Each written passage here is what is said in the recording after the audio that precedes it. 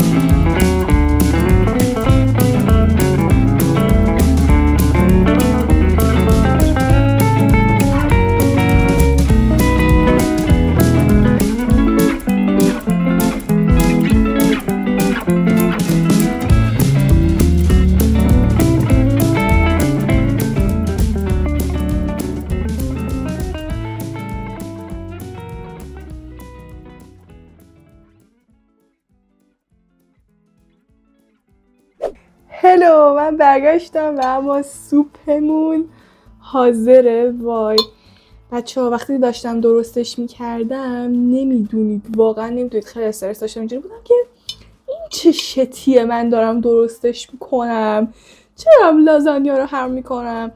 بعد مخلفات مثلا سبزیات و اینا هم توش نریختم، فقط سویا ریختم که اگه مثلا یه وقت بدمزه شد چیزای زیادی حروم نکرده باشم، فقط سویا و پیاز و اینا. ولی بوش خیلی خوبه. این ندا رو بهتون میدم که بوش عالیه. حالا بریم برای تستش ببینیم که چطوریاست. آیا واقعا حالا قیافش هم بد نیست، یعنی خوبه. حالا ببینیم چطوریه.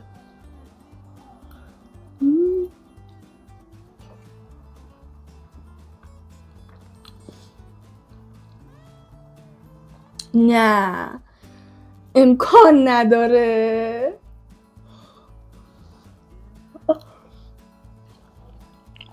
مگه میشه؟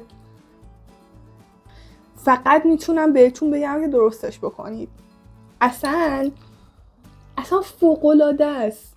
همین فوق‌العاده است، اینقدر خوشمزه است. نمیتونم بگم. میدونی بعد یه حالتی که داره اون سنگینی لازانیا رو نداره، خیلی سبکه. و خب مثلا دیدی وقتی لازانیا میخوری مثلا پر میشی، خیلی سنگینه، هضمش سخته و اینا، ولی خیلی سبکه و اون حس حال لازانیا هم بهت میده. چی میخواید دیگه؟ برید حالشو ببرید. واقعا فوق‌العاده است، واقعا خوشمزه است، عالیه. خلاصه اینکه لایک، کامنت و سابسکرایب قطعا یادت باشه. ایده چیزی داری قطعا برام بنویس. و اینکه ماچ به سر و کله همتون، دوستتون دارم و تا ویدیوهای بعدی میبینمتون.